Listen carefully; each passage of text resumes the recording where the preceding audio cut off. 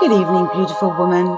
Welcome to Isaya's Inspiring Evenings, a podcast full of goddess series, witches' secrets, colors of women and fairy seasons to integrate serenity, abundance, joy, and magic into your life. I am Isaya Bell, creatrix, magical pragmatic inspiration mentor, tech goddess teacher, and traveling priestess. And this podcast aims to accompany you for peaceful and inspiring evenings. Isaya's Inspiring Evenings has had various iterations and styles and is published irregularly. Subscribe to the podcast on the platform of your choice to be informed of the publication of each new episode. If you like this podcast, please support it by leaving stars, blue thumbs, and reviews on whatever platform you listen to me. In 2024, there are going to be 5 series in it. For now, all different, all aiming to inspire the audience, all telling stories, each complementing each other. One series titled Women Lighting the Way is about women's stories, centering around the past or future speakers from the various Women Lighting the Way summits, adding to the virtual library of women's stories and providing a much-needed counterpoint to the many men's stories going around in our world of patriarchy. This is one of those episodes, and I'm happy to invite you to listen to the story of Trudy Malins, recorded in 2022, entitled From Mayhem to Magic. Enjoy!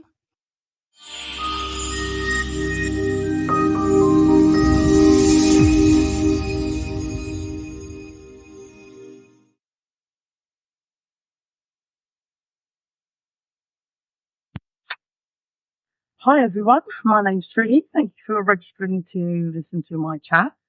I'm going to say good morning. Actually, I'm not. I'm going to say good afternoon because it's afternoon here. It's very hot. It's lovely.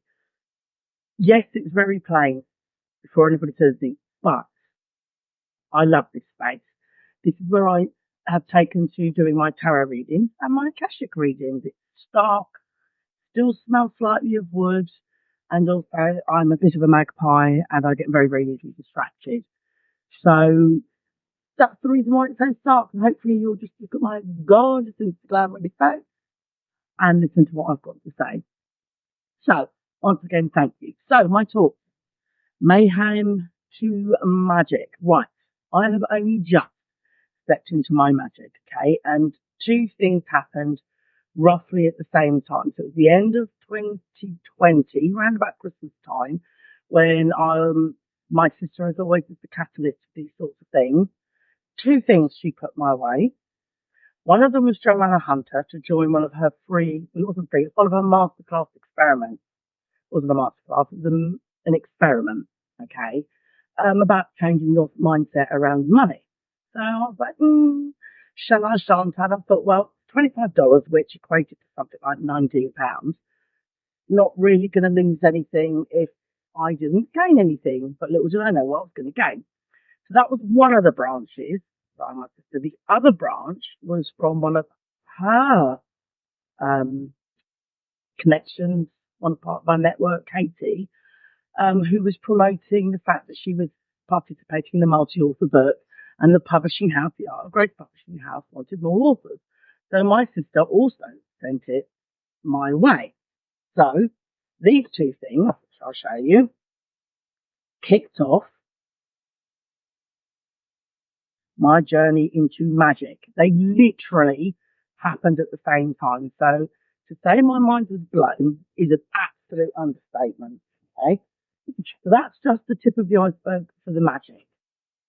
How I got here through the mayhem is, quite frankly, anybody's guess. Life as a child was difficult, shall we say. Lots of people have difficult childhoods, so there is no comparative mindset harder than yours, because it doesn't work that way. Shit happens. It is what it is. Okay, you can't change the past. All we can do is learn from it, handle things differently, become different people, know what we like, know what we don't like. So I had both parents up until about the age of 10 or 11. My dad wasn't a very nice man. He was a paedophile, basically. him and his mate, so you can understand that life wasn't the best.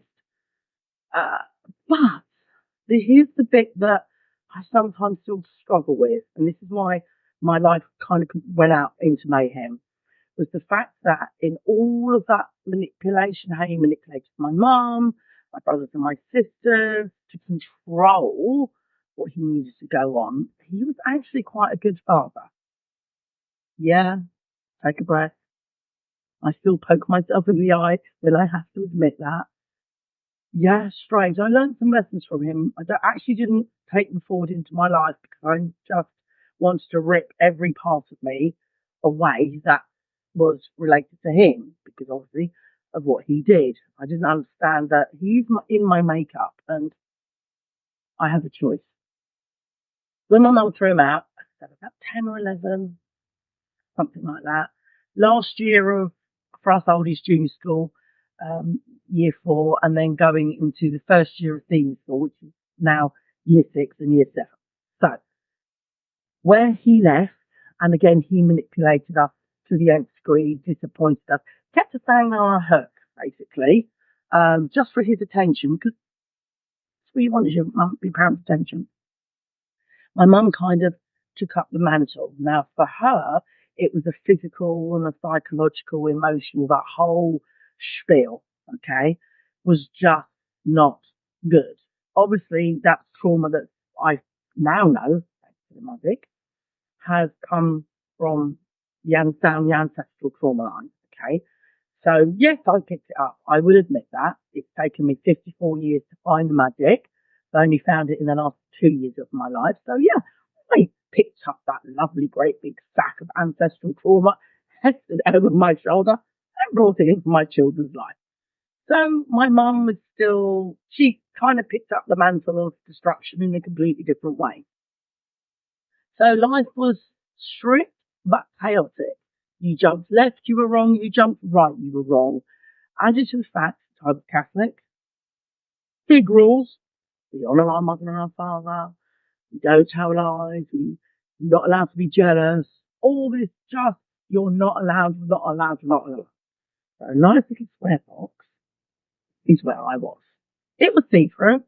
Everybody could see the shit going on. But back in the day, you didn't talk about it. You didn't talk about anything. Which is why the ancestral trauma, as it runs down the hill, got bigger and bigger and bigger and faster and faster and faster. So, all of that, needing order, I thought, okay, I'm going to become a sister. And then a barrister. Because nice and orderly. Straight line. Black and white. But to be a defence solicitor, or defence barrister, which is what I was aiming for, you also, which is probably a good reason why I didn't go in there, you have to find the loopholes. And you have to find how to blur the white and the black to make that grey. Okay? I didn't want to make the grey. I needed structure because my life was quite rigid. It felt safe, even though it was chaotic and the hamster wheel was burning up a fire in my little cage and all the hay was probably smouldering. I had a focus. I could look straight ahead and I could see where I was going. My hamster wheel was going to take me on that journey. Okay? So, did my O-levels was back in the day, which is now GCSEs and CSEs. I did those. And I got my grades that I could do my A-levels. Halfway through doing my A-levels, it started getting all boring. And I would bunk off school. I had some great excuses. And my mates were brilliant. They always marked me in just after lunchtime because you did registration first thing in the morning and then straight after lunch. And then by the time I left, they changed it because clearly I'd bunk off. I'd go, yeah, she's coming, she's in the toilet. We used to do this for each other. And they obviously figured it out on the plane. They obviously figured this out and then changed the registration to the end of the day. When you had a nice teacher, you were to come up with an excuse and they would just mark you in. They knew, they didn't care. We were doing our A-levels. I had 1 lecture a day. I wasn't staying there from half past 8 till poxy 10 to 3. Anyway, so that was the bit of the rub, but I started saying I don't want to do this. Then I met his then boyfriend, now husband. And I was like, actually, there's a bit more to life than this. As much as I went out with my mate, we were all Catholics. We didn't get blindingly drunk. We passed out on somebody's floor. We just didn't. We weren't rude. We weren't raucous. We just didn't. Okay. But I don't know why. It astounds me. But then that was the choices we made. That was the parameters of what we grew up in, and we were respectful. So that's probably why. Anyway, I'm digressing. So yeah. Right, okay. So yeah, met Philip. Met his family. It was all a bit strange at first. Asian girl, white man. It was a little bit difficult.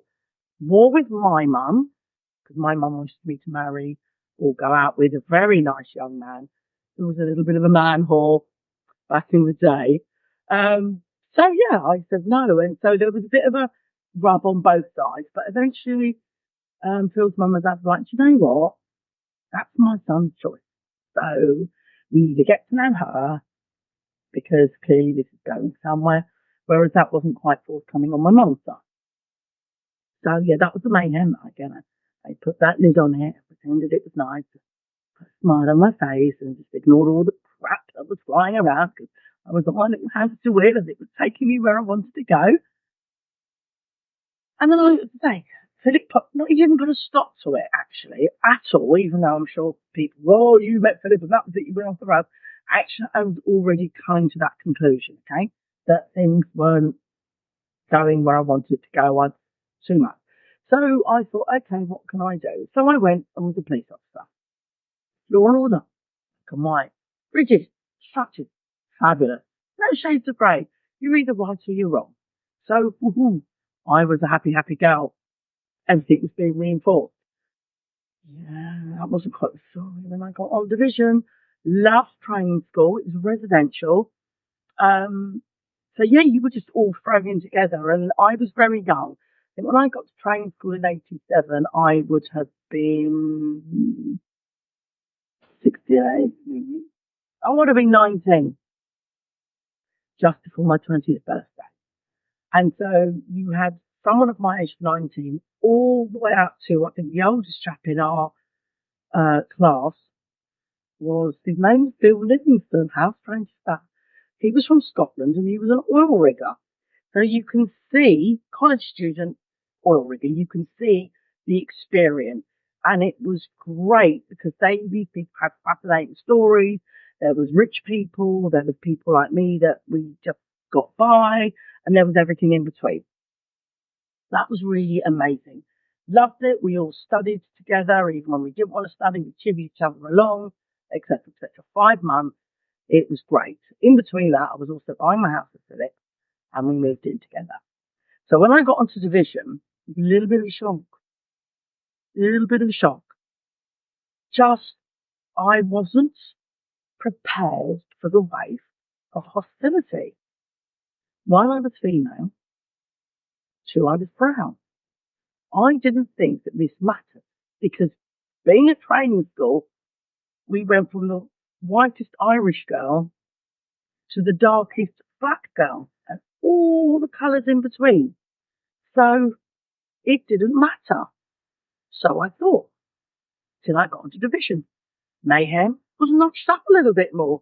So the hamster wheel got faster. I was going to ignore it. It didn't matter. Keep your head down. You're a probationer. Get through it. Then you can figure it out. But the more I didn't deal with it, the bigger the problem got.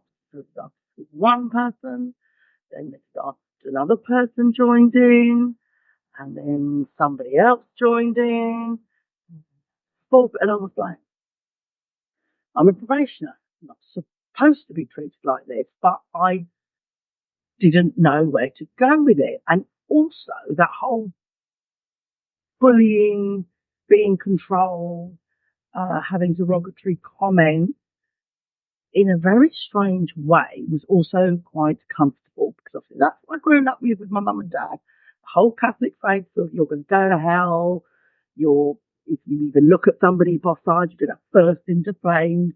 I'm exaggerating slightly, but not. So yeah, that control, that being pushed down was kind of what I knew, and accepted it, and I was like, well, I'll get out of my probation, I'll move, it'll be fine. If I ignore it, it'll all go away. And some people trying to help me and stick it up for me, and the mayhem and the just was. I look back at it now and I'm like, Jesus, as a 19-year-old girl, well, I was 20 by the time I got into this. How the hell did I deal with that? How? I was a police officer and these people are supposed to be upholding the law.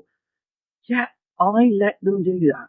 It's, when I think about it now, just mind blowing. Anyway, somebody out of left field absolutely stood up for me. It was a doctor, and I write about it, briefly touch on it, in this amazing book, Intuitive Knowing the Truth. Absolutely amazing book. I do. But all of that. Touched on it ever so briefly. A doctor stuck up for me, loudly and in front of the bully. Right? My jaw hit the floor, and that's when I realised it wasn't me making it up in my head and being a bit insecure and being sensitive, and all those other things I was telling myself. And I was like, mate, you've done me a massive, massive favour. And he very overtly came up to us. We were, prisoner had been arrested, and then it was a female, they needed a female officer. So I was called in. And the comment I got, when I think about it now, was actually disgusting. So the doctor came out and he went, you want to complain? You know how to find me. And he handed me this card. He said, I heard every word. And it's disgusting. I put the card in my pocket. Well, these two who were sergeants, to say they crapped their pants is an understatement, right? So I was like, oh, took a little bit of my power back. And I just looked them in the eye and thought, it wasn't me. Yes, I was allowing them to do that, but it wasn't in my head. So that gave me my power back. I didn't complain. I don't know why I didn't, but I didn't complain. Well, I do know why. I have had a bad reputation and I've moved somewhere else, and that bad cloud would have followed me and forevermore. But I thought, no, I can take my power back and I can do other things with it. So suddenly, there was a nice spot. Trudy, when we were in the taxi, Trudy, would you like a cup of coffee? She needs a cup of tea. And I was like, oh man, you're probably, because they would have been shipped off elsewhere. But you know what? I wasn't about that. I was about, I got my power back. You're now showing me a little bit of respect. And that was a pivotal moment. The universe was telling me to take my power back. So I did. Anyway, I moved a couple of stations, and then I was really good at being a sexually offensive investigation techniques officer. Basically, anybody that had been sexually assaulted, raped, anything from indecent assault to the nastiest, massivest of rape, I dealt with that because you needed special ed training. Just the way you speak to them, the way you take them through their statements, all this sort of stuff. Anyway, that began to clash with what was coming up, because in the midst of all of that, Philip and I were getting married. So all these memories were coming up. So obviously what was going on had gone on in my home life was beginning to clash. So I went off sick. And then eventually they wouldn't let me back. 18 months, I just was desperate to get back to my job. I loved it because it was unraveling. My life was absolutely unraveling. And I didn't like it. I felt out of control because being a police officer was who I was. Anyway, long story short, I was as mad as a box of frogs, square peg in a round hole, all those lovely cliches, never going to be a police officer. Out you go, Trudy, off you go. So they retired me on an ill health pension, which was great because it meant I had a little bit of financial support. But that was it. World absolutely blown apart. When I think about it now, was that the universe telling me there's more to life than this? You are meant for more. Go and find out what it is. Say, I had my life mapped out. 10 years I was going to do my sergeant exam, which I did do, and I failed, and was then told, had I used my maiden name, I would have passed. But because I used my husband's name, which had no ethnic origin, I missed the mark by 2. Had I used my maiden name, they would have given me a half mark here, there, and everywhere. That's another story. So then after that, when I was in there for 15 years, I was going to become an inspector, and then we could have had a family, and whoever earned the most would have stayed full time, the other one would have been part time, and we could have jumped it between us. Okay, there's a lovely little roadmap, all going in a straight line, as though left turns, no right turns. They had no idea. So this bomb was landed in my lap. So we started the family. The trauma that I was talking about, the ancestral trauma of, you don't talk about this, the crazy volcano eruptions of temper, that you'll do as you're told, the rigidity of how I grew up, I brought that into my family life. So, as my sister would say, the kids' lives were like a military operation, because eventually they got into gym. So it was literally finish school, have something to eat, get them to gym, drive, do this, do that. And in between all that, I was working in the morning, dropping them to school, coming home, cooking dinner, picking them up, taking them to gym. And then I eventually ended up coaching in the gym. So just a few more rocks on my rucksack to get on that hamster wheel, looking forward. Then my kids got bullied. The eldest one got bullied at the gym. Not having that. So I stuck up for her. That was over. My youngest got bullied. We took that as far as it could go. So I was beginning to step into my mama power, looking after my children in ways that I really didn't think I would ever have to do. But the world is a shitty place. So I found out. But now it's there. Anyway, so it was going on. And can you see the mayhem? It's just growing and it's growing and it's growing. And instead of dealing with all that coming from the ankles upwards to my leg, I was focusing forward and I was on the treadmill. Hamster wheel, I think of it. So we were going forward on the way. So I then got a job and I was, bimbling about like a bit of a floater, floating on life and not really having a purpose and still carrying all my ancestral trauma with me and, doing a bit of a crappy job. Because I'm sure if you ask my children and my husband, but it was probably quite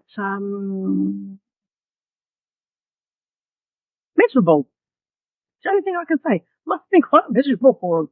Anyway, long story short, I got cancer. You would have thought that was the universe telling me to slow down and maybe step up. That was just a little molehill.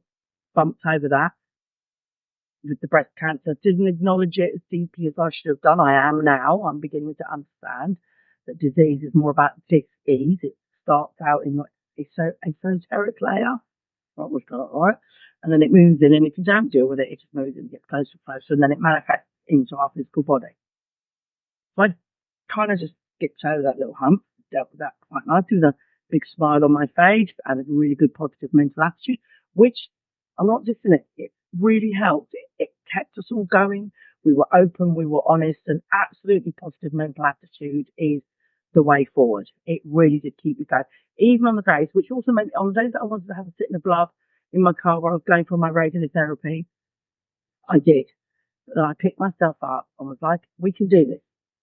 18 months later, I had fibroids, another operation, massive hysterectomy. So all my female bits were being attacked. When I think about it, breast cancer, hysterectomy, that's the essence of femininity, is it not? So I was like, right, okay, maybe I need to step into my feminine power. So we've just been bimbling along. And then the explosion of magic happened, literally at the end of 2020, rolling over into 2021. Started, as I said, with Joanna Hunter's masterclass. I then went on one of her courses, Lightweb. That absolutely changed my life. It gave me permission, because that was the other thing. I didn't know that it was my choice to be a different way. And if I did know it was my choice, I didn't know how to change it. I didn't know about past ancestral traumas. I didn't know about all that baggage. And Joanna explained it and went on the Lightweb course. And it's about, I learned how to catch my thoughts. And she talked about agents of the universe, and that if I'm reflecting something, let's say I'm reflecting mother issues. Okay, I don't talk to my mum, that's a whole different bag. If I'm reflecting mother issues, because they're always going to come up, then what will happen is people in my world come to me with those mother traits that trigger me. And I realised that I had to heal those past traumas. And then when I did that, it's not that they were texting me. They were like, we know you've got this, so deal with it. So I did. So it enabled me to just, it's almost like slowing time down. You can feel the thought forming, you can see the thought forming, and you can see the action, whether it's negative or positive, and then you can choose. So you can choose to stop the action that creates the negative outcome and change it to on the trajectory of the positive action. Amazing. As I say, that magic, that piece of magic, just still blows my mind. I connect to the light web every day. Blows my mind. Just, words cannot express my gratitude at my sister literally shoving me into this world to step into my magic. So that was the beginning of it. The other bit that collided at the same time was writing my chapter in the book. That was like peeling a great big, not even peeling, ripping a scab off and actually seeing that it was still festering, which I thought I'd dealt with because I'd been to therapy and I did all the things. And she didn't teach me how to deal with my anger, but just took me through my life and explained that it wasn't all my fault, but it didn't actually filter all the way through until here I am at 54. I do my magic and beginning to understand the way of the world. But then at 30, 28 to 30, I did my therapy. Was I ready? Probably not. We're only ready when we're ready. So the magic started. And then what it really exploded even more. So it's like a bomb went off, and then there was another times device in the middle, and it just kept exploding and exploding, and more magic. The more I looked at the magic, the more the magic came. So I was with my sister. With my sister in Gloucestershire. And as a child, I've always been fascinated by tarot, the imagery, because some of them are quite dark. Some of them give an energy of romance. Some of them bring out innocence and childlike naivety, and that energy connects to whatever the person in the reading. It just puts a different energy onto it, and it can uplift you, and I can't explain it. I'm really doing a bad job of explaining it. But anyway, so I found tarot, and this was the deck that came to me. Okay, we were in the shop, and she was all sparkly and magic, and there was a few decks, and I bought this one. So I will be honest, I struggled with this deck because I hadn't explored tarot, so I jumped in, as always, which I love doing, and normally I can find my way out. So I thought, right, okay, this is what I love. I really need to pull back and find where I'm going with this. So I enrolled myself on a course, a 6-week course, and also did a subscription because I love a subscription. And they send me gorgeous tarot cards again. And this is where I didn't know where to buy tarot cards. We haven't got any angel shops like that. Well, I have to say, I found a number of beautiful tarot and oracle cards in my local charity shop. Charity shops. They are beautiful. I didn't know where to look because as soon as you put tarot in, people's websites popped up and then they wanted £100 for this. And I was like, oh, I don't know where to go with it.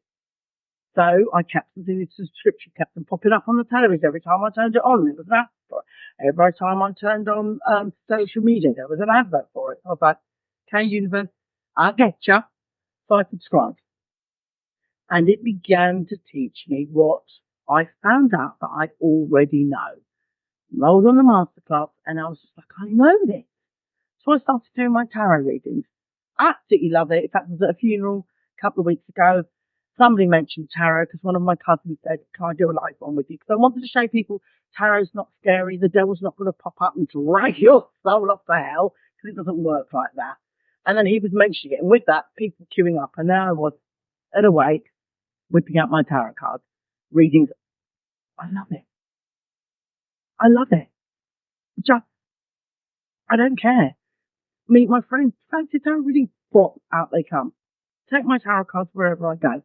Just love it. Met with amazing Isaya and learned even more.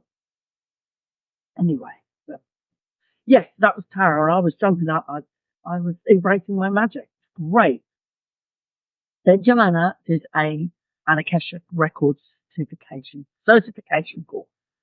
I couldn't afford it. Desperate to do it. couldn't afford it. And I don't know whether ever I will, but I'm sure in the fullness of time I will. So she then asked the community and her Facebook group who would be a case study. She raised my hand, and I was taken to the Akashic Records. She said, man, when I got there, what can I say? The girl took me there, and I was like, I know this place. I have been here so many times. Sorry, that's the dog. I know this place. So when I was little, and what I figured out when I was little, and even as an adult, before I understood what Akashic Records were, I used to take myself there. And I always thought it was a dream, but it's something I was daydreaming. I still do. I'm a daydreamer. I take myself off wherever I'm going. But the reason why I never explored it, my guide is a lion. My other guide is an alien. But my principal guide, for want of a better word, is a lion. So every time as a 3-year-old, I approached these amazing gates because the energy was drawing me, my lion got up. He was there to greet me. But when you're free, you're a lion, you're going to go, run, run as fast as you can, it's going to hit you. And I didn't have anybody to talk to. I mentioned this dream to a couple of people, and they just went, oh, it's a dream, don't worry about it. It's a dream. I was 3, 4, 5, what have you. Don't even think about it, it's just a dream. But it wasn't, because I knew I was daydreaming, but there was absolutely no to talk about. So when Maria Ditu took me to the Akashic Records, I was like, it felt like, I was like, man, I know this place. And then when I went into the library to meet my record keeper, the library that I could see wasn't just filled with my records. There were corners off. This place was massive, and there was doors, and there was gardens, and there was shelves and shelves, and they didn't all belong to me. They belonged to other people, and I was like, why am I seeing other people's record keepers and the glowing of their books? And I just thought, this is my jam. This is what I should be doing. And then I put 2 and 2, and I even said to myself that I've been before. I thought, well, if I was already taking myself there, maybe I can take other people. So I enrolled on a different Akashic Records certification course, and what she was telling me sounds really big-headed, and it sounds like I'm just took my own horn, but I was already 2 steps ahead. It was just validating what I already knew. And again, it was almost like I needed that permission to be able to do it, which I probably did. So I thought, family, it's your turn to step up. And they did. And how can I explain where the Akashic Records are? Okay, if you get the concept of heavens up there and hell's down there, we know this. The Akashic Records is in the in-between. The way my sister said to explain it is, it's like the iCloud, okay? All your photographs, all your videos, all those bits that you saved get backed up and goes up to the cloud, right? It's the same with the Akashic Records, but somebody is laboriously writing it down for you. So for all of your soul's life, there has been a record of everything you've done, good, bad, indifferent, ugly, whether you're ashamed of it or not. But in this place, there is no judgment. They are objective. They literally just record it all.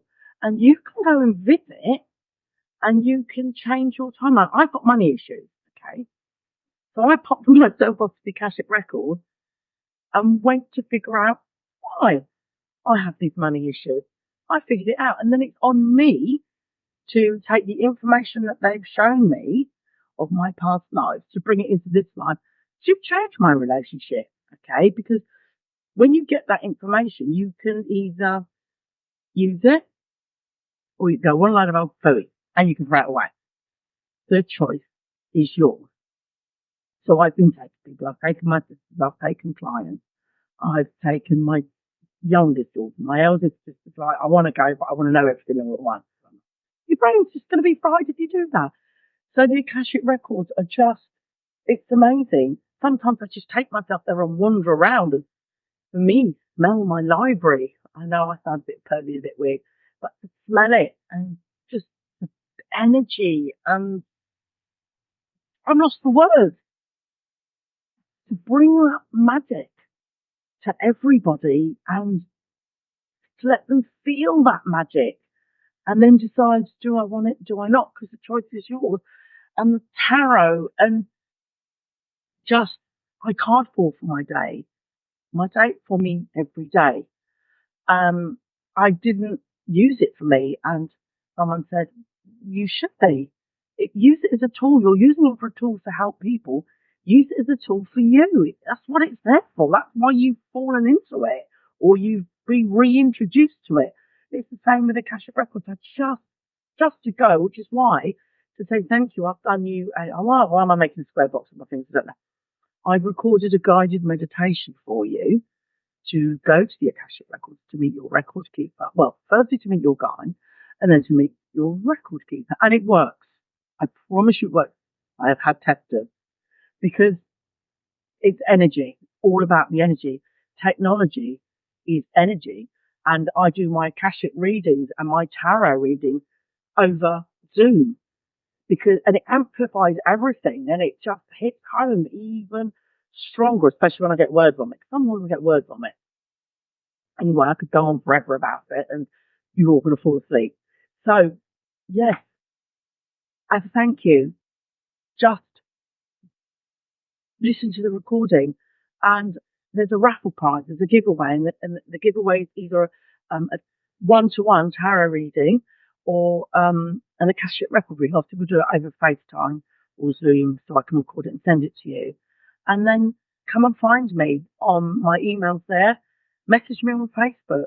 And I'm there for you for a reading, whichever one, Akashic or Tarot. They're both freaking amazing. If you don't want to jump right into the Akashic, Tarot, dip your toe in the water. I'm using my fingers, you can't dip your toe. Dip your toe in the water. It's amazing. It's magical. The people I've done, their jaws hit the floor and go, why you want money? And I used to say, oh, it's the magic of cards. It's my magic. And it comes through cards. So, combination of the both. I need to learn to own my magic, take responsibility for my magic, because it's mine. So, if you want to come and find me, if you want to be taken to the Akashic Records on a one-on-one to heal a past trauma, whether it's money issues, whether it's you're inviting the same sort of toxic person into your life and you want to know why, we can sort it. You can have the information and then you can deal with it as you will. I could go on forever. So Mayhem, told you, madness, mayhem, and then the most beautiful magic, because of these two things. Okay? Amazing. So come and find me. Thank you very much for the journey. I'm up for it. Thank you for listening. Don't forget, as a thank you, go and listen to the recording. Take care, everybody. Bye.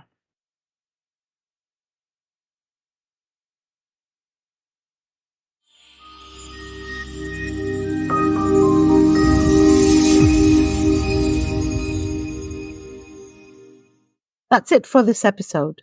The next one is still in creation. Thanks for listening, and don't forget, if you want to support this podcast, share, subscribe, and leave stars, blue thumbs, and a review on whichever platform you listen to.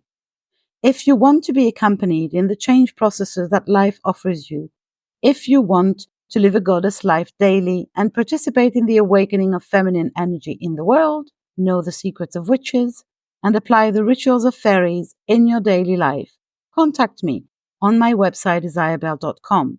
You can also subscribe to my newsletter to be informed of all the news in the real and virtual world of Isaya.